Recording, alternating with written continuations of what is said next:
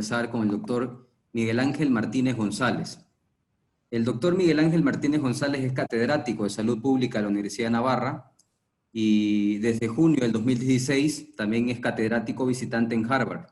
Ha liderado el ensayo PREDIMED, el mayor estudio realizado hasta ahora sobre los efectos de la dieta mediterránea y hábitos de salud. También ha contribuido con sus estudios al asesoramiento hecho desde Harvard, ¿no?, a Michelle Obama en su programa para la mejora de las políticas de salud pública y de alimentación. De la misma manera, pues, en tanto a la producción académica y científica, su producción investigadora en revistas es de 553 publicaciones, 15 libros, 124 capítulos de libros, tesinas dirigidas, proyectos, materiales docentes y diversos elementos académicos en los cuales, desde su labor profesional, el doctor Miguel Ángel Martínez ha contribuido. Hace poco ha escrito un libro muy sugerente, bastante interesante, que se llama ¿Qué comes?, ¿no? Se titula ¿Qué comes?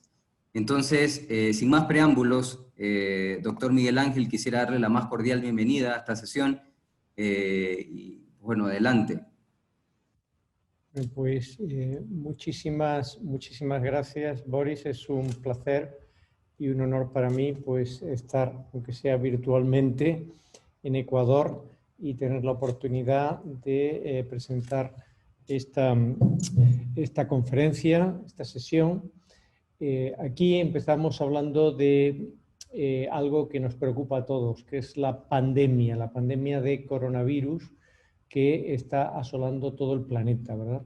Y cuando se habla de salud, y de salud pública, que es a lo que yo me dedico, pues es imprescindible en estos momentos afrontar este problema tan grave, sin precedentes.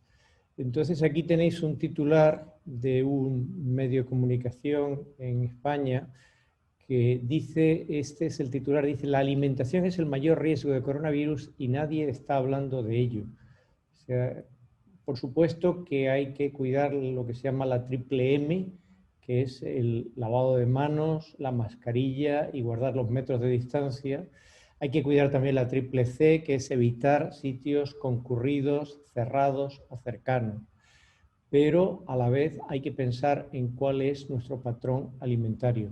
Aquí represento cómo es la curva de mortalidad, que en España pues, ha sido terrible. España ha estado en los peores puestos del mundo en los meses finales de marzo, principios de abril de este año, y en Ecuador, que esto es lo que recoge el Worldometer, donde se va actualizando la información de mortalidad y de casos identificados. Entonces, es verdad, la alimentación insana es un factor de riesgo de la infección de coronavirus, además es un factor de riesgo de que progrese peor, de que tenga peor pronóstico, y de eso vamos a hablar hoy. Entonces, en este libro que ha mencionado Boris, ¿Qué comes?, tiene como subtítulo el libro que he escrito con Marisol Guisasola y que acabamos de publicar hace un mes, pues tiene como subtítulo Ciencia y conciencia para resistir. Vamos a hablar de esto porque creo que en estos momentos es importante saber qué es lo que hay que hacer para resistir. Por ejemplo, aquí afrontamos mitos que hay sobre la dieta y la salud. Por ejemplo, pues hay un mito que es decir que no hay dieta sana sin lácteos. Los lácteos no es que sean malos, pero tampoco son imprescindibles. O que haya que prohibir el café. No solo no hay que prohibirlo, sino que el café tiene muchos beneficios para la salud. Si a uno le quita el sueño, pues que lo tome descafeinado, porque no se debe a la cafeína, se debe a que es una mezcla compleja de sustancias. O también se puede decir que la pizza es un alimento típicamente mediterráneo y que por tanto es sano. Esto es un mito, porque tiene mucho queso, grasa saturada y además tiene mucha sal. ¿Debemos prohibir el consumo de huevo a todo el que tenga alto el colesterol? Pues esto es otro mito. No hay problema con el consumo de huevo a no ser que se tenga diabetes. Se pueden tomar alegremente muchas unidades a la semana. Y después también existe el mito de que los frutos secos, las nueces, almendras, avellanas o el aceite de oliva engordan porque tienen muchas calorías, y resulta que precisamente para los frutos secos y para el aceite de oliva es donde hay el ensayo aleatorizado más riguroso de prevención de la ganancia de peso. Yo voy a hablar en esta conferencia de 4 temas.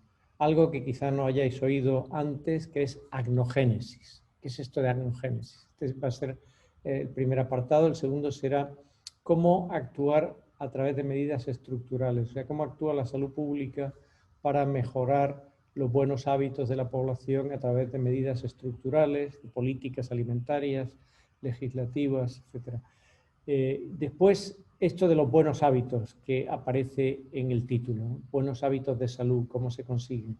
Y por último, de la dieta mediterránea como resumen de lo que es un patrón dietético saludable. Entonces, empezando con la agnogénesis, yo estoy seguro de que reconocéis esta frase de que nada es verdad ni es mentira, todo es el color con que se mira, y viene de un poema de Ramón de Campoamor que dice: en este mundo traidor nada es verdad ni mentira, todo es según el color del cristal con que se mira. Entonces, esta percepción está muy generalizada en la población. La población piensa que estos de nutrición no se aclaran, que un día dicen una cosa y al día siguiente lo contrario. Entonces, esta percepción es muy peligrosa porque es falsa. Nosotros llevamos diciendo lo mismo durante décadas. Los que trabajamos en nutrición, llevo 30 años trabajando en epidemiología nutricional, que es relacionar la alimentación con la salud, y el mensaje es bastante consistente. Sin embargo, pues se combate desde algo muy peligroso, que es el relativismo. O sea, la agnogénesis es crear relativismo. Se ha definido así la agnogénesis como esa promoción intencional del agnosticismo, del escepticismo, o sea que son prácticas que se refieren a métodos de representar, comunicar y producir evidencia científica, pero que trabaja para crear intencionalmente ignorancia o duda, como una duda en manta, una duda generalizada sobre todo lo que se sabe de nutrición y salud. Y esto tiene detrás ciertos intereses comerciales de industrias que venden comida basura y bebida basura, y están como intoxicando toda la opinión, tanto la opinión pública en general como la opinión científica sobre estos temas. Entonces, en el libro ¿Qué comes?, pues le llamamos a esto la estrategia de la tinta del calamar, ¿no? El calamar que oscurece todo para que no se le persiga, ¿verdad? Hemos mantenido, como aparece aquí en estos recortes de publicaciones científicas del Journal of Clinical Epidemiology, un debate con autores de estos, que son autores que realmente son admirables en cuanto a su capacidad de inventar neologismos, de inventar palabrejas como reificación, error categórico, falacia de la concreción desplazada, sesgo del sombrero blanco, pero en el fondo luego se descubre que estaban pagados por industrias de multinacionales de refrescos u otras industrias que venden comida basura, y lo que quieren es usar esta estrategia de agnogénesis, de relativismo, de la tinta del calamar, y que no hacen estudios propios. O sea, habría que preguntarse, bueno, ¿por qué no hacéis algún estudio original, ¿no? Porque lo único que hacen es publicar comentarios críticos sobre lo que investigan los demás. Por ejemplo, aquí hay un ejemplo muy destacado que tiene poco más de un año, que se publicó en una de las revistas norteamericanas más importantes a nivel mundial de medicina, Annals of Internal Medicine. Entonces aquí estos 14 autores se autodenominaron un grupo de recomendaciones dietéticas, NutriRex, y entonces ellos decían que la evidencia es de baja certeza para el peligro que tienen las carnes rojas y procesadas sobre la salud, que que si se redujese en 3 raciones por semana el consumo de carnes rojas y procesadas, solo se produciría una reducción muy pequeña de la mortalidad o de la enfermedad cardiovascular, del ictus, accidente cerebrovascular, infarto de miocardio o diabetes tipo 2. Insisten en las conclusiones, es muy pequeño el efecto y además tiene poca certeza la evidencia científica al respecto. Esto causó mucho revuelo porque la mayor parte de los investigadores que trabajamos en el mundo en nutrición y salud nos rebelamos contra esto y escribimos a la revista. De hecho, la revista quedó colapsada de tantos mensajes críticos con respecto a esta publicación. Porque esta publicación no es que recogiese datos nuevos, lo que hacía era hacer un refrito de lo que ya se había publicado, no aportaba ninguna evidencia nueva. Y además, 2 años y medio antes, la Organización Mundial de la Salud había dicho que las carnes procesadas había que colocarla en los carcinógenos seguros, o sea que eran carcinógenos demostrados, tipo 1, y las carnes rojas probablemente carcinógenos. Con lo cual estaban estos 14 señores erigiéndose en árbitros incluso de lo que la Organización Mundial de la Salud decía y poniéndose en contra al resto de los epidemiólogos que trabajamos en nutrición. Pocos días más tarde, esto se publica el 1 de octubre, pues el 4 de octubre el New York Times destapa que Bradley Johnston, que era el autor principal de este artículo, estaba pagado por la industria cárnica norteamericana y lo había ocultado en esta publicación. O sea que todo esto se trataba de una maniobra comercial. En España, yo formo parte del grupo de nutrición de la Sociedad Española de Epidemiología y lanzamos a los medios de comunicación esta nota que, usando las propias tablas de ellos, o sea, los propios datos que estos 14 autores presentaban, con eso, aplicado a la población española, decíamos que si se reducía en 3 las raciones de carnes procesadas a la semana, se evitarían, sin contar lo que pasaba con las carnes rojas, solo las procesadas, se evitarían al menos 5.500 muertes anuales, o sea, a lo que ellos le llamaban un pequeño efecto, ¿verdad? 5.500 muertes anuales, que es más del doble que evitar todas las muertes procedentes de tráfico que ocurren en España. Esto lo hemos mandado a publicar ya con un aparataje matemático mucho más detallado y está aceptado, se publicará en pocas semanas en la revista Atención Primaria. Fíjense que aquí 5.500 muertes sería dentro de los posibles escenarios y supuestos de cuánta gente podría consumir más de 3 raciones, porque para reducir en 3 hay que consumir más de 3, pues con estos escenarios se pueden evitar no solo 5.500, sino hasta más de 16.000 muertes al año en España si se reducen en 3 raciones a la semana el consumo de carnes procesadas. También tenemos un estudio muy importante que se llama Seguimiento Universidad de Navarra, abreviadamente estudio SUN. En este estudio, con 176.916 personas año de seguimiento, hemos visto el efecto que tienen sobre la mortalidad en mayores de 45 años las carnes rojas, cuando se comparan los que consumen más de 7 raciones a la semana con los que consumen menos de 3, o las carnes procesadas, 7 frente a menos de 3. Esas cifras que aparecen ahí, 1,86 y 2,21, es por cuánto se multiplica el riesgo de mortalidad prematura. O sea que hay como un 86% más con las carnes rojas y un 121% más con las carnes procesadas, ambos estadísticamente significativos. Y esto que encontramos en este estudio, con un seguimiento superior a 10 años, pues también se recoge en el resto de estudios. Lukas Schinwald es un investigador austriaco que trabaja ahora en Alemania y que hizo una síntesis de toda la evidencia científica sobre carnes rojas a la izquierda, carnes procesadas a la derecha y el riesgo de mortalidad prematura. Como se ve, por cada de 50 en 50 gramos, cómo va subiendo, este es el riesgo de mortalidad prematura, cómo va ascendiendo, y este 30%, 40% más según lo que se consuma. Hay mucha ciencia detrás de esto. Esto no se puede hacer si no tienes decenas y decenas de miles de personas seguidas 10 años, 20 años, para ver qué les pasa según su consumo de carne roja y procesada. Aquí se ve en qué consiste este relativismo de la agnogénesis. A pesar de toda esta evidencia, ¿qué hacen? No aportan datos nuevos, sino que tratan de lanzar la tinta del calamar sobre toda esta evidencia científica que es tan sólida y que tanto trabajo ha costado reunir. Pasamos ahora a lo que son medidas estructurales y cuáles son los problemas que tenemos en la alimentación actualmente. Hay todo un capítulo del libro que comes que se llama Las recetas del Estado niñera, con cierta sorna, cierta ironía, porque aquí habla de que junto a la educación individual tiene que haber intervenciones del Estado para imponer que se pongan unas etiquetas que sean verdaderas, o sea, que sean sinceras y veraces en lo que dicen, que el consumidor, por otra parte, sepa leerlas, cómo manejar los precios, los impuestos y los subsidios para hacer que la población, especialmente los sectores más desfavorecidos, más pobres de la sociedad, que es donde abunda más la obesidad y los problemas de nutrición, pues esos sectores más desfavorecidos puedan acceder fácilmente a una comida sana. Entonces, lo que ha hecho la industria alimentaria, sobre todo la industria que hace comida procesada, ha sido añadir azúcar. Se puede leer lo que dice aquí.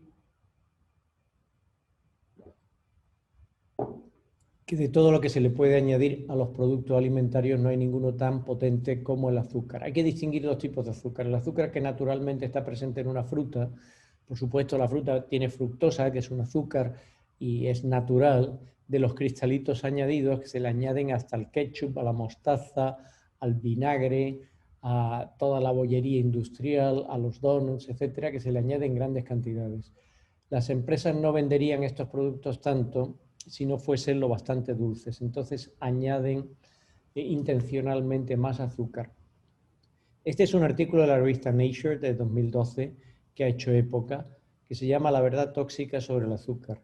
El consumo de azúcar ha ido aumentando, sobre todo a través de estos alimentos prefabricados, preprocesados, sobre todo las bebidas azucaradas son sobre todo lo que más azúcar manda a la población. El instrumento de liberación rápida de azúcar son sobre todo las bebidas azucaradas, y cómo eso ha ido traduciéndose en tasas de obesidad, que es la gran pandemia. Mirad, la pandemia del coronavirus pasará. Yo no sé si tardará 1,5 años o 2 años, lo vamos a pasar mal todavía bastantes meses, hasta que no se tenga una vacuna o hasta que no se inmunice gran parte de la población de modo natural. 1,5 años, 2 años, pero después pasará. La de la obesidad lleva ya décadas, está matando, juntando el sobrepeso y la obesidad, a unos 4 millones de personas al año en el mundo, y no se le ve el final, se ve que sigue creciendo y creciendo. Y gran parte de la culpa la tiene este azúcar añadido. Entonces el azúcar es barato, el azúcar sabe bien, el azúcar vende mucho, el azúcar engancha a la gente, crea cierta adicción, y por tanto las grandes industrias, no hay que generalizarlo, sería injusto, son solo algunas, las grandes industrias multinacionales de la alimentación tienen prácticamente ningún incentivo para cambiar en esto, y cada vez están calculando mejor cuál es la cantidad de azúcar que le tienen que poner a sus productos para que la gente se enganche. Entonces se habla de que los efectos del azúcar pueden ser como los del alcohol, o sea que está vacía de calorías, solo proporciona energía y además se asocia cada vez más, de una manera más clara, a enfermedades que están causando mucho daño en la sociedad. Aquí vemos, por ejemplo, pues 53 gramos de azúcar en una botella de refresco de cola de medio litro, son como 13 terroncitos y medio de azúcar. O sea, si se le echase todo esto al agua y se lo bebiese uno, daría náuseas. Le tienen que añadir ácido ortofosfórico para que no dé náuseas. Un batido de chocolate, 33,5 gramos, que son 8 terroncitos de azúcar. Un cacao soluble, parece que es cacao, pero no, es fundamentalmente azúcar. El 70% de su peso es azúcar, nada menos que el 70% de su peso. Entonces, todo esto es lo que hacen estas industrias alimentarias para colocarnos el azúcar. Por lo tanto, lo importante no es el azúcar del azucarero, que uno se puede echar una cucharadita de azúcar en el café. Eso no es lo grave son estas cantidades monstruosas de azúcar que nos ponen en las comidas y las bebidas cuando se trata de productos ultraprocesados. De hecho, lo que ha sucedido es que en los últimos 50 años se ha triplicado el consumo de azúcar gracias a estos productos ultraprocesados en la humanidad, y se ha llegado a una media de índice de masa corporal, de adiposidad, que nunca había tenido la raza humana. Ahora mismo en Estados Unidos el 42-43% de los adultos tienen obesidad y el 8-9% obesidad mórbida, de los que se tienen que operar de cirugía bariátrica. Esto no hay sistema sanitario que lo aguante.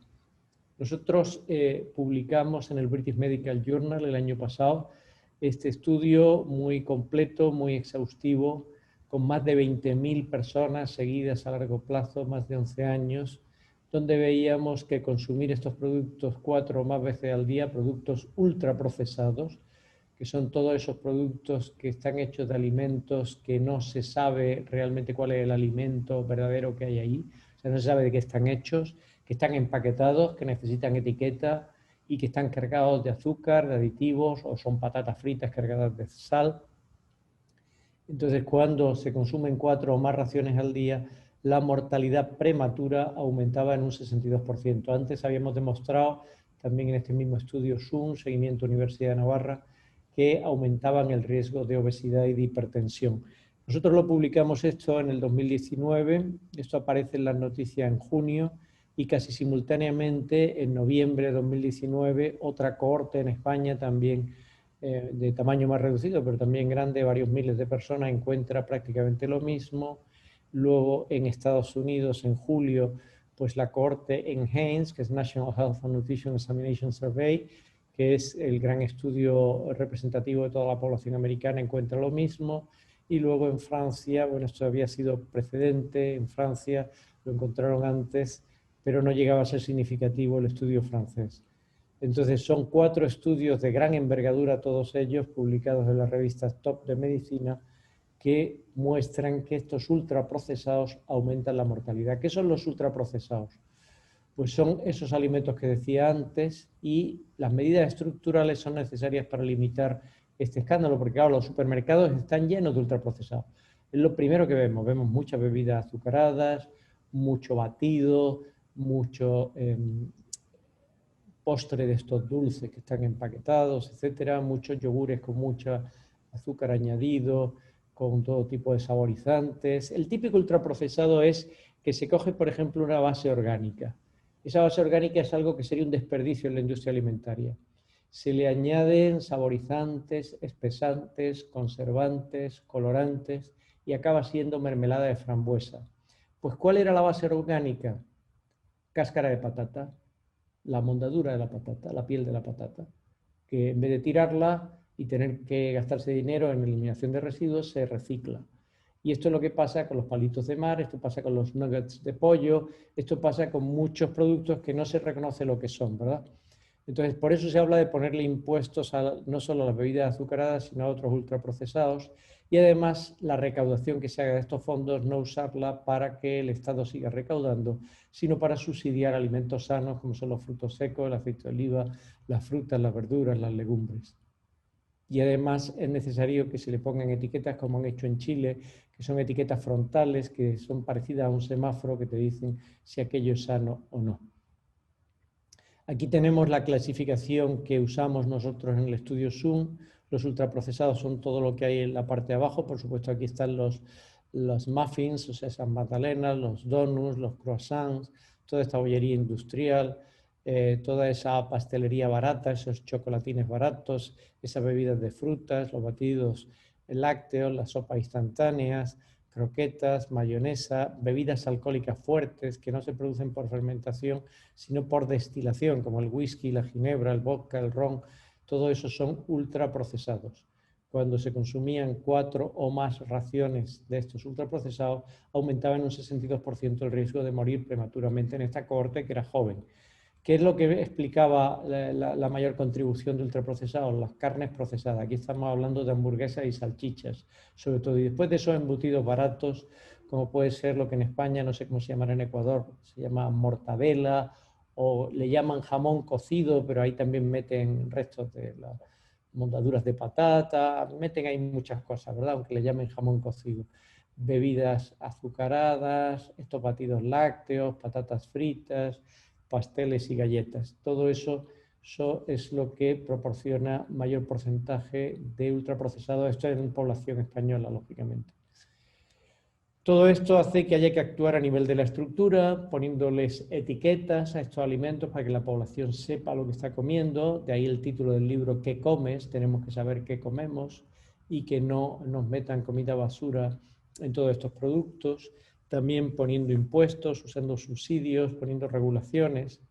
Pero ahora pasamos al fomento de buenos hábitos. Porque aquí tenemos siempre en salud pública 2 aproximaciones que no son opuestas, no hay que hacer un maniqueísmo de una u otra, no hay que hacer una dialéctica, sino que hay que combinarlas. Lo que hablábamos hasta ahora eran medidas estructurales, pero también hay unas medidas, más basadas en la educación y en los hábitos, que son de señorío personal, ¿no?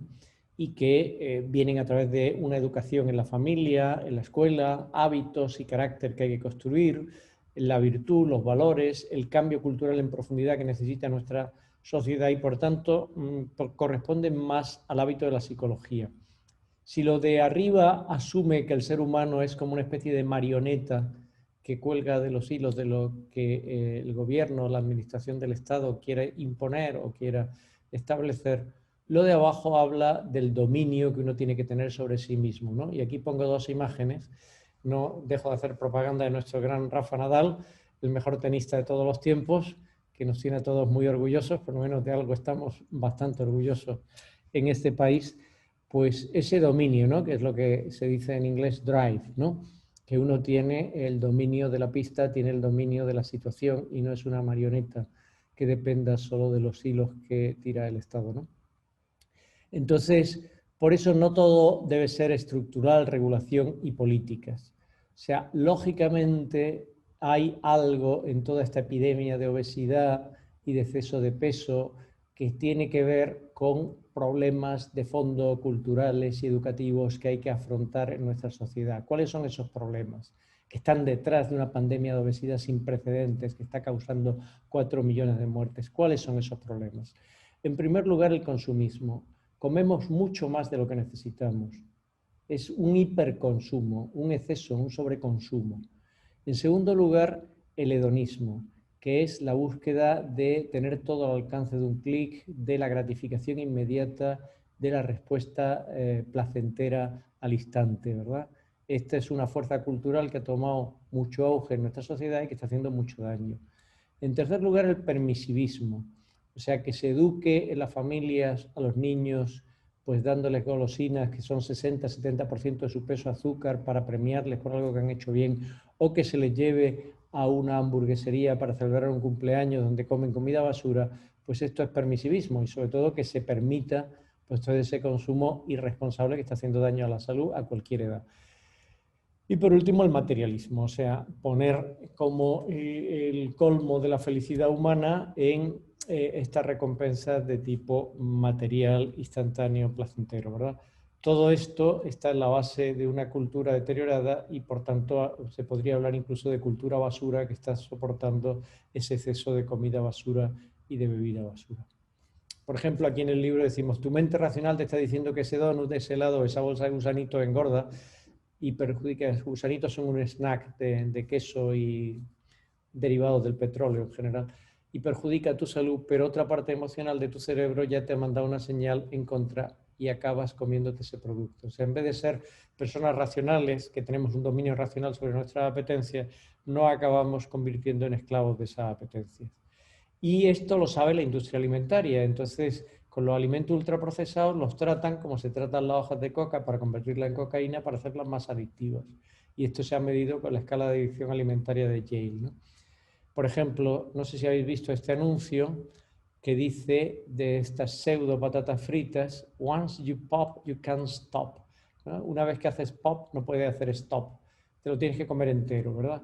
Porque está diseñado ingenierilmente para que te cruja en la boca y tenga el sabor exacto que haga que no puedas parar, que te enganche. Y esto fomenta el sobreconsumo. Y eso hace que consumamos muchas más calorías de las que necesitamos.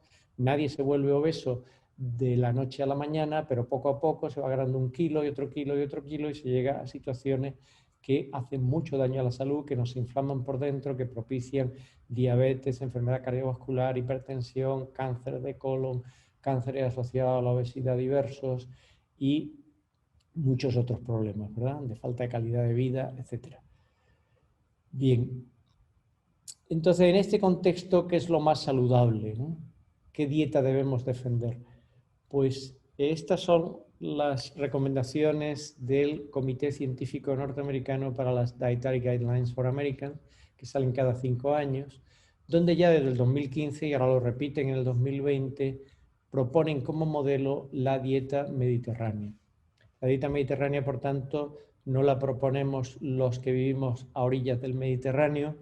Yo viví desde pequeño en Málaga, yo soy malagueño y estaba a 100 metros del mar Mediterráneo. Esto no lo hago por nostalgia o por romanticismo de que es de mi tierra, sino porque la evidencia científica más sólida, como dice ahí, remarcable consistencia, ¿verdad?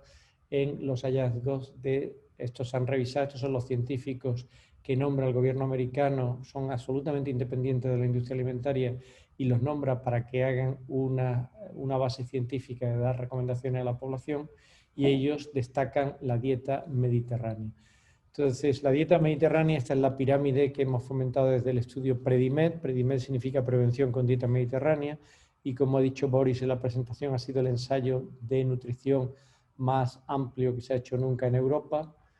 Es un ensayo hecho con 7.500 participantes seguidos 5 años, donde les decíamos lo que tenían que comer, y en Predimed apoyamos esta pirámide. Aquí veis que a la izquierda dice lo que tiene que estar en cada comida, lo que tiene que estar cada día y lo que tiene que estar solo la semana. Cuanto más arriba vamos, pues menos hay que consumirlo. Lo que está en el centro, esto es que voy para atrás, perdón. Lo que está en el centro es el aceite de oliva. El aceite de oliva es el buque insignia de la dieta mediterránea. No se puede hablar de dieta mediterránea sin consumo de aceite de oliva, especialmente virgen extra, que es el que tiene polifenoles, el pescado y marisco, o sea, todos los productos del mar que sustituyen muchas veces a la carne como fuente de proteínas y que hay que consumirlos por lo menos 3 raciones a la semana. Los frutos secos y legumbres, las frutas, siempre de postre habitual, y mucha verdura, al menos 2 raciones al día, una de ellas en ensalada. Esto es la dieta mediterránea. También se incluye el vino, pero el vino no se recomienda a personas menores de 45 años, porque en personas menores de 45 años las principales causas de mortalidad, que son los accidentes de tráfico, el cáncer de mama en la mujer o el suicidio, pues se relacionan con el alcohol. Incluso en pequeñísimas dosis de alcohol ya se aumenta el riesgo. Sin embargo, a partir de los 45-50 años, el riesgo principal es el infarto, el accidente cerebrovascular, y eso se reduce si se toma 1 o 2 copas de vino al día con las comidas. Lógicamente, a quien tiene 0 riesgo de mortalidad cardiovascular o de enfermedad cardiovascular, no hay que reducírselo, ¿verdad? Solo haría daño el alcohol en edades más jóvenes. Entonces, para cuantificar la dieta mediterránea se han hecho 2 escalas, una la de 9 puntos de Antonia Tricopoulou de la Universidad de Atenas y otra de 14 puntos que es la que hicimos en el estudio Predimed. Entonces, esta es la escala de 9 puntos de Antonia Tricopoulou, que lo presentó por primera vez en el año 2003. Lo aplicó a un estudio que siguió durante 44 meses a más de 22.000 griegos seguidos de población griega. Y entonces le da un punto si están por encima de la mediana, o sea, el 50% que más consume de la razón de ácidos grasos monoinsaturados, lo que significa MUFA, con respecto a ácidos grasos saturados. Los monoinsaturados están en el aceite de oliva y los saturados en carnes y leche y los productos lácteos, ¿no?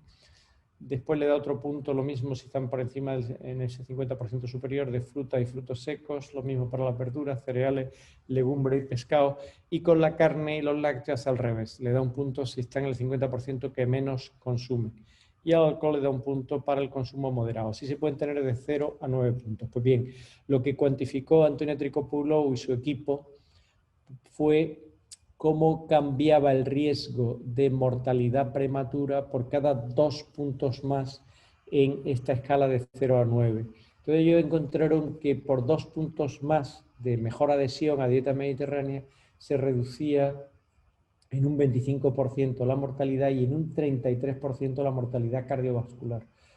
Entonces aquí los tenéis, este es el primero de Antonia Tricopoulou, esto de 0,67 significa una reducción del riesgo del 33%, como decía, esto era mortalidad coronaria. Entonces lo que sucede 0,67 es que se ha quitado un 33%. ¿Lo veis? Eso es 0,67. Si fuera 1, que sería esta línea vertical, es que ni fu ni fa, o sea que sería neutral, ¿verdad? Todo lo que está a la izquierda es que reduce el riesgo, todo lo que está a la derecha es que aumenta el riesgo. Veis que no hay nada a la derecha del 1, o sea, y uno tras otro, todos estos estudios, por ejemplo, los de Teresa Fung se hicieron en Estados Unidos, los de Genevieve Backlund se hicieron en toda Europa. Entonces, cuando estas barras laterales no comprenden el 1, es que dentro del intervalo de incertidumbre que hay, no se encuentra lo neutral. Y veis que hay muchos que encuentran un efecto protector realmente potente de la dieta mediterránea frente a la enfermedad cardiovascular. Esto es único, son un montón de estudios, pero ojo que esto es solo hasta el 2011. ¿Qué pasa después del 2011? Pues hay más y más estudios ya hechos en Suecia, en Noruega, en Australia, en Italia, y uno tras otro veis que van encontrando una protección. Esto es impresionante, o sea, no hay ningún otro patrón dietético que tenga tanta evidencia científica. Detrás de cada una de estas pequeñas líneas ha habido el trabajo a veces de varias décadas, o sea, de 20 años de trabajo siguiendo a 20.000 personas, por ejemplo. Cosas de esa envergadura y que encuentran que la dieta mediterránea reduce la enfermedad cardiovascular, que es la principal causa de muerte en el mundo. Entonces estamos ante un acúmulo de evidencia científica sin comparación. Pero claro, todo esto está dentro de lo que se llama evidencia no experimental u observacional, que es lo que se llaman estudios de cohortes, porque lo que hacíamos aquí los investigadores era observar lo que la gente quería comer, cada uno de los participantes, de los miles y miles de participantes, ahí hay lo menos pues 1 millón de participantes en todos esos estudios, pues cada uno de ese millón comía lo que le daba la gana. Y nosotros lo que pasa es que recogíamos esa información y luego veíamos qué le pasaba según lo que comían. Pero lo decidían ellos. Hay otro terreno mucho más difícil que es el experimental, que es que se asigna la exposición por el investigador. Esto hay que pararse y pensar. ¿Qué significa esto? Pues sí, significa nada menos que decirle a 5.000 o a 7.000 personas: mire, usted durante los próximos 5 años no va a comer lo que le dé la gana, no va a comer lo que le guste, lo que usted quiera, no, va a comer lo que yo le diga, porque yo le asigno lo que tiene que comer en el desayuno, en la comida, en la merienda, en la cena, y así 5 años, ¿verdad? Y además, cuando es con aleatorización, le va a tocar, como en una rifa, le va a tocar al azar. Eso es lo que se llama un ensayo de campo, porque es preventivo, son gente sana a la que hay que hacer esto. Hay que estar muy loco para hacer esto, hay que estar realmente loco para hacer esto, por eso no lo había hecho nadie hasta que llegamos y lo hicimos en España con el estudio Predimed. Eso es lo que hicimos, básicamente. Entonces, cuando estábamos planteando esto lo publicamos, Almudena ahora es catedrática en Las Palmas, salió de nuestro grupo en la Universidad de Las Palmas de Gran Canaria, y publicamos un artículo en el European Journal of Epidemiology donde decíamos que habría que hacer esto, un ensayo con asignación al azar, donde los investigadores cambiaran el patrón y tal. Y aquí estoy comiendo con mi buen amigo, que en paz descanse, Dimitrios Trikopoulos, que fue durante muchos años el director del Departamento de Epidemiología de Harvard. Entonces, él nos contestó este artículo muy amablemente, era una persona exquisitamente amable, yo siempre le tuve mucha admiración. Y entonces él decía que aunque eran ideales estos ensayos con intervención de prevención primaria de enfermedad cardiovascular con una dieta, no eran realistas, porque parecía que estábamos bastante locos para intentar hacer esto. Esto es lo que se hablaba en el 2004, cuando estábamos pensando en hacer todo esto. O sea, parecía casi imposible, pero que parecía casi imposible hacerlo en Estados Unidos, por eso lo hicimos en España, donde nos pareció que podía ser factible hacer algo así. Apuntamos muy alto a lo que nunca nadie había hecho, que eso es lo que vale la pena. Y además hicimos que Predimed, que era como se llamaba esto, Prevención con Dieta Mediterránea, fuese muy conocido mundialmente aplicando la primera regla de la comunicación. Si quieres que el público sepa algo, dilo, ¿verdad? Y dilo muchas veces. Y fuimos a todos estos sitios que tenéis en las diapositivas hablando de que estábamos haciendo Predimed. Entonces, y además le dimos a Predimed un diseño robusto y que además fuera durable a largo plazo, como esta iglesia maravillosa de Barcelona, la Sagrada Familia, que lleva más de un siglo construyéndose, pero va a ser durable y robusta a largo plazo. Entonces, lo que hicimos en Predimed fue una escala que se llama MEDAS, que es Mediterranean Diet Adherence Screening. Entonces, lo que recomendábamos era que se consumiese aceite de oliva como única grasa culinaria, virgen extra, 4 cucharadas soperas al día para todos los usos culinarios, para untar en el pan, para freír, para aliñar las ensaladas, para cocinar, que se consumiesen 3 piezas de fruta al día, 2 raciones de verdura al día, una de ellas en ensalada, una copa de vino tinto al día, 3 raciones de frutos secos a la semana, 3 raciones de pescado a la semana, 3 raciones a la semana de legumbres, alubias, garbanzos, lentejas, 2 raciones a la semana de salsa mediterránea, que es esta salsa hecha con cebolla, tomate, ajo y cocinada lentamente a fuego lento con aceite de oliva virgen extra. preferir la carne de ave a la carne roja y procesada. Y también, para dejar sitio a todo esto, hay que quitar cosas y que se quita. Pues las bebidas azucaradas, las galletas y pasteles, las carnes rojas y procesadas, que había que reducirlas mucho, la mantequilla, margarina y nata. Todo esto se quitaba.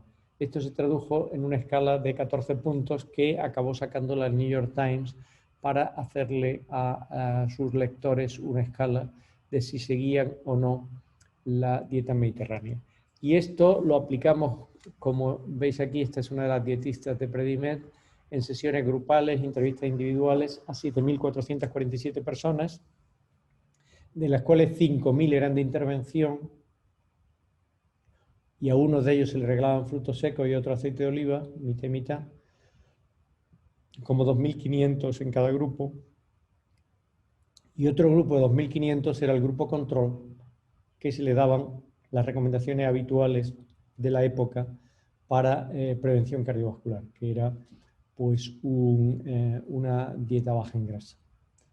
Entonces aquí tenéis los 14 puntos de Predimed que aparecen en estos libros que hemos ido publicando para divulgar todo este estudio y todo lo que hemos ido investigando sobre la dieta mediterránea. Aquí tengo que corregir la presentación de Boris, ya no vamos por 500 y pico publicaciones, ya vamos por más de 800 publicaciones. Y entonces muchas de esas publicaciones científicas pues, son difíciles de entender por el gran público y por eso escribimos estos libros, que son libros que ayudan a que esto se difunda. Aquí lo pueden leer, pues, cuáles son los 14 puntos. Estos son 7 de los primeros 14 puntos, vienen explicados con detalle en estos libros. Aquí vienen los otros 7 puntos de los 14 de Predimed. Entonces, las dietistas usaban estos puntos para facilitar el que se pudiera seguir mejor la dieta mediterránea, el que aumentase la adhesión a la dieta mediterránea.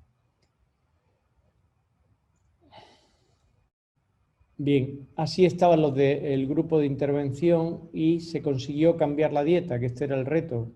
Fíjense que de los 14 puntos prácticamente nadie llegaba a 14, muy pocos llegaban a 13, 12 puntos. Al cabo de un año se había conseguido un cambio realmente importantísimo, de cambiar todo el patrón dietético. Y además estos pacientes ya eran mayores, ya tenían una media de 67 años y tenían pues perfil de riesgo cardiovascular elevado o tenían diabetes, pero no habían tenido nunca enfermedad cardiovascular. Todo esto lo publicamos en la revista Top de Medicina, que es The New England Journal of Medicine.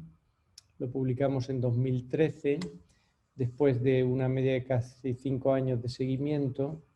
Esto al cabo de 3 años de haberse publicado, de todo lo que se valoró en Almetric de la revista Top de Medicina, estaba el número 1 entre 14.400 artículos valorados. Y luego en el 2018, por unas críticas que aparecieron, que eran infundadas, pues le pedimos a la revista retirar el artículo original y hacer uno mucho más amplio. Tiene además un suplemento de 99 páginas, este artículo, es de lo más amplio que se ha publicado en esta revista, donde afrontamos esas posibles críticas. Se ve que los resultados quedan intactos. Aquí tenéis lo que se publicó en el 2013 y lo que se publicó en el 2018. Entonces se ve cómo era la incidencia de un evento cardiovascular mayor que combinaba infarto de miocardio, ictus, o sea, accidente cerebrovascular o muertes cardiovasculares. Este es el porcentaje de participantes que aquí iba subiendo a medida que pasaban los 5 años, que llegó al 6%, y cómo era menor en los dos grupos, el de dieta mediterránea con frutos secos y dieta mediterránea con extra virgin olive oil, lo que significa EVO, aceite de oliva virgen extra. Esto demostró una reducción en torno al 30% en términos relativos de los principales eventos cardiovasculares. Esto es una noticia extraordinaria porque hasta entonces no se tenía nunca una evidencia de la mayor calidad científica, que es el ensayo clínico aleatorizado, que es lo que se exige para aprobar la medicación. Yo tuve la suerte de presentar estos resultados por primera vez en California el 25 de febrero del 2013 en una rueda de prensa, y cuando estaba dando la rueda de prensa donde aparecían estos resultados por primera vez, pues se levantó uno de los asistentes, que era un catedrático de la Universidad de Minnesota, David Jacobs, y dijo, quiero hacer una declaración, yo no tengo nada que ver con el estudio Predimed, pero me parece que esto es pasar de una evidencia de tipo B que había para la nutrición a una evidencia de tipo A. Había evidencia de tipo A, o sea, la máxima posible, solo para la intervención farmacológica, con fármacos para la prevención cardiovascular, pero no la había para la nutrición.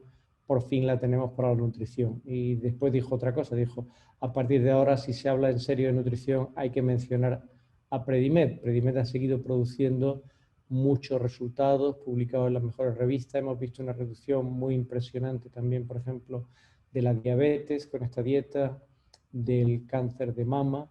Y tenemos ahora mismo un nuevo estudio que ya lleva desde el 2013, que lleva 7 años en marcha, todavía no lo hemos acabado, con otros nuevos 7.000 participantes, que se llama Predimed Plus, donde a la dieta mediterránea le añadimos pérdida de peso y ejercicio físico. Esperamos pronto tener los resultados de Predimed Plus y acabo aquí, estoy a su disposición para responder las preguntas que quieran. Muchísimas gracias por su atención. Okay, aquí en Ecuador y en general también en el mundo, pues está cada vez calando más fuerza la idea de los veganos, ¿no? Que tiene una ideología de fondo, ¿no? Entonces, quería saber tu opinión así de forma sencilla. ¿Qué opinas sobre esta dieta? Porque hay muchos mitos, hay muchas historias que realmente no sabes bien a qué apelar para saber si son ciertas o no. Sí, vamos a ver, la dieta vegana tiene sus pros y sus contras, desde luego no es tan fácil de seguir como la dieta mediterránea y puede tener déficits nutricionales. O sea, que es posible tener una dieta sana siendo vegano, sí, pero hay que saber bastante de nutrición y hay que estar pues bastante bien informado de cómo se combinan las distintas fuentes de proteínas vegetales, porque no son de tan alta calidad como las proteínas animales en cuanto a los requerimientos de aminoácidos esenciales, y también puede haber déficit de algunas vitaminas o de hierro, y todo esto requiere una muy buena formación. Mucha gente elige las dietas veganas porque se han puesto de moda o por otras razones que no son de salud. Yo, por razón de salud, no la recomendaría como una dieta ideal, desde luego. Otra cosa es lo que nosotros le llamamos dieta pro-vegetariana o dieta más basada en plantas, que es sin dejar de consumir productos de origen animal, o sea, no ser selectivo, que se pueden consumir huevos, pescado, leche, queso, alguna carne de ave sin problema, pero que el grueso fundamental, o sea, el volumen fundamental de la dieta venga de alimentos de origen animal, no de origen vegetal, perdón, que sea fundamentalmente vegetal, no procesado o mínimamente procesados. Esta sería una alternativa más saludable y más completa desde el punto de vista nutricional que la dieta vegana.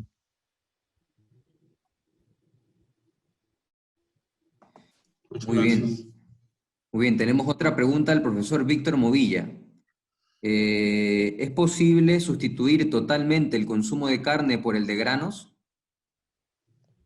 Bueno, pues yo creo que no es lo ideal los granos para sustituir la carne. Es mejor sustituir la carne por pescado, huevos, que son fuente de proteína, o incluso queso, un poquito de queso, sin pasarse, o no, quesos más bien que no estén muy curados. Porque cuanto más curado está el queso, más grasa saturada tiene y más sal tiene. Entonces, creo que la alternativa serían fuentes de proteínas más sanas, que sobre todo hay que decir qué granos y qué carne, porque los granos hay que preferir los cereales integrales, ¿verdad? Los granos integrales, y en la carne, pues es muy distinto a la carne de ave que las carnes rojas y sobre todo que las carnes procesadas. Muy bien, Pero posible es. Muy bien, una siguiente pregunta de nuestro director académico David Pacheco. Muchas gracias por su excelente exposición y compartir con nosotros toda su experiencia. Desde el punto de vista bioquímico o molecular, ¿por qué es perjudicial la carne roja? Sí, bien, pues desde el punto de vista bioquímico molecular, ahí hay varias líneas que confluyen. O sea, las cosas en salud pública nunca son unifactoriales. Parece que el hierro que contienen las carnes rojas pues es un hierro que es hemo, o sea que viene de la hemoglobina y de la mioglobina, y cuando el hierro está unido a la proteína del grupo hemo, pues esto, o de la mioglobina, pues tiene más capacidad prooxidante. Entonces ahí tiene que ver con la oxidación de lipoproteínas, del colesterol eh, las lipoproteínas de baja densidad unidad de colesterol, el colesterol LDL, que cuando se oxida es más aterogénico, o sea, produce más riesgo de arteriosclerosis. También la oxidación del ADN tiene que ver con esto, o sea que ese efecto prooxidante de una gran carga de hierro que viene del grupo hemo, de la mioglobina. Entonces, todo esto puede ser que tenga más efecto prooxidante, ¿verdad? Y después hay otra línea de evidencia que es que se pierde el efecto de los omega 3, ¿no? Que si se sustituye, porque en nutrición siempre hay que pensar en términos de sustitución. O sea que cuando se pierde el efecto beneficioso del pescado, pues porque se ha sustituido por carne. O sea que sustituir la carne por pescado es algo que realmente va a producir un beneficio, ¿no? Y ese beneficio se pierde si hay mucho consumo de carne. Otra consecuencia es que hay muchas carnes rojas que tienen exceso de grasa saturada y la grasa saturada también sube los niveles de LDL, o sea, del colesterol malo, ¿sí? Entonces, todo esto juntos son mecanismos bioquímicos que pueden explicar el efecto de las carnes rojas sobre mayor riesgo de enfermedad cardiovascular y de cáncer. Y desde luego, pues esa irritación que se puede producir también por el efecto prooxidante en colon tiene que ver con el cáncer de colon. Y otro efecto sustitución es que las dietas ricas en carnes rojas son más pobres en fibra. Entonces, cuando se consumen muchas carnes rojas, las dietas suelen ser muy bajas en fibra. Y la fibra en el colon arrastra muchos carcinógenos. Ese es otro de los mecanismos que se han invocado. Y finalmente está todo el tema de los precursores de el timao, ¿no? Que es dimetilamina oxidada, que es un precursor que luego las bacterias del colon transforman en un prooxidante, ¿verdad? Ahí es donde hay una interacción postulada entre la microbiota y el aporte de ciertos metabolitos que están en carnes rojas, como por ejemplo todos los relacionados con colina y betaína, ¿no? Que todo esto puede tener que ver con el mayor riesgo de enfermedad cardiovascular y arteriosclerosis. Muchísimas gracias, Miguel Ángel. Hay otra pregunta, profesor Néstor Rivas. En situaciones críticas de sobrepeso, la gente suele acudir a nutricionistas que están aplicando una dieta llamada cetogénica para acelerar el proceso metabólico. ¿Qué tan útil y sana es? Y de ser buena, ¿cuánto tiempo debe ser recomendable? Sí.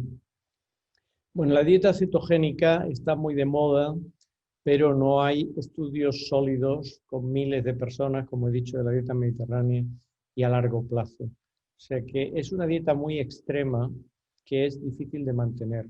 Lógicamente, cuando se hace una dieta cetogénica, que consiste sobre todo en una reducción bárbara, brutal de carbohidratos, o sea que es una dieta bajísima en carbohidratos para conseguir que aumenten en sangre el acetoacetato y el beta-hidroxibutirato, pues en esas situaciones se pueden conseguir, se postulan, se especulan que se pueden conseguir grandes beneficios, pero porque se empiezan a quemar esos cuerpos cetónicos como combustible, pero, y que eso puede propiciar una mayor lipólisis, o sea que se pierda más grasa.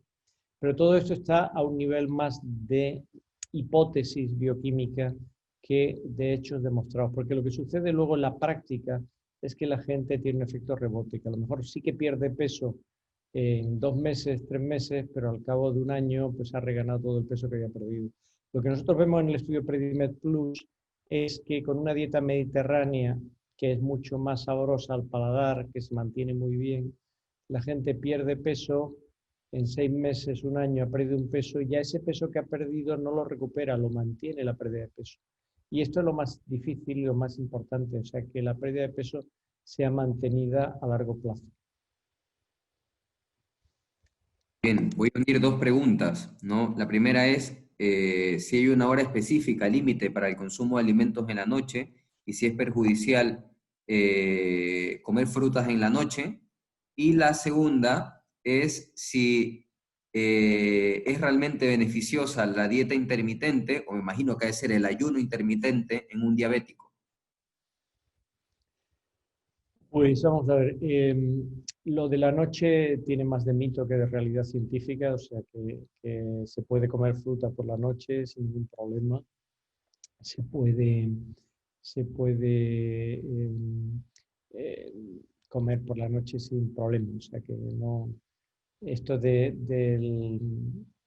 otra cosa es que alguien esté intentando adelgazar y quiere hacer un ayuno intermitente. Pues esto tiene que ver también con la producción de cuerpo cetónico, porque si se prolonga el ayuno durante mucho tiempo, al menos 12 horas sin comer nada, pues efectivamente puede tener ese efecto de mayor lipólisis por cuerpos cetónicos. Y después hay genes clock que están involucrados en esto y hay algunos experimentos, pero ya digo, son experimentos siempre con marcadores intermedios. No ven el efecto sobre el riesgo cardiovascular o el riesgo de desarrollar diabetes, no tienen un tamaño de muestra muy grande y todavía esto está en un estado muy preliminar para considerarlo como definitivo. Muy bien, una última pregunta porque ya estamos sobre la hora. Miguel Ángel, no queremos tampoco tenerlo ahí, ¿verdad? Pasando mal la noche. Es la última pregunta y con esa ya cerramos. ¿Qué éxito tiene el realizar la dieta mediterránea sin un balance de actividad deportiva semanal que la acompañe, sobre todo en esta época de teletrabajo en la que nos encontramos con un tiempo en constante reposo, con un cuerpo en constante reposo, mucho tiempo sentado, cierta ansiedad por comer a toda hora y poca actividad física? Sí, muy buena pregunta. Esto es algo realmente importante. En el proyecto Predimed Plus estamos acompañando la dieta mediterránea de actividad física y pienso que son sinérgicas. De hecho, en el estudio Seguimiento Universidad de Navarra hemos visto que cuando dividíamos a la población en tres categorías, en tres terciles, desde los que seguían mejor la dieta mediterránea, intermedio o peor, y lo mismo con la actividad física cuando se combinaba el tercil, o sea, ese tercio que seguía mejor la dieta mediterránea y que más actividad física hacía, la mortalidad prematura se reducía de una manera realmente muy impactante. El riesgo relativo, creo recordar que era de 0,36, esto supone un 64% de reducción del riesgo de mortalidad prematura. Entonces, hay mucha evidencia científica del efecto protector que tiene la actividad física. Y ahora que uno está con restricción de actividad y con teletrabajo, tiene que buscarse creativamente modos de hacer actividad física en casa. O sea que puede ser la ocasión de ordenar el trastero, de pintar un cuarto, de, no sé, si se puede tener una bicicleta estática o de hacer más gimnasia en casa o de cada vez que uno coge el teléfono, pues hablar por teléfono paseando sin parar, etcétera, ¿no? O si tiene la capacidad de ponerse un teletrabajo que esté de pie parte del tiempo, estos escritorios suben y bajan, o uno se lo puede fabricar, pues todo esto ahora es más necesario que nunca, porque efectivamente hay que acompañar la dieta de una actividad física integrada en la rutina diaria. Y sobre todo la actividad física se nota más el efecto cuando se pasa de ser totalmente sedentario a hacer algo aunque sea modesto. Muy bien, Miguel Ángel. Bueno, antes que nada quisiera pues agradecerle por su tiempo. Pues ya son las 11 de la noche en España. Pues bueno, agradecerle por el tiempo en responder cada pregunta, cada inquietud. La verdad es que ha sido muy sugerente, bastante clara su exposición, nos ha ilustrado muchísimo. Pienso yo que esto tendería a una segunda sesión, ojalá que se pueda dar en algún momento al futuro. Pero bueno, ahora agradecerle muchísimo por este espacio que nos ha brindado y pues, bueno, pues muchísimas gracias. Gracias a vosotros, un placer, a vuestra disposición siempre. Un abrazo.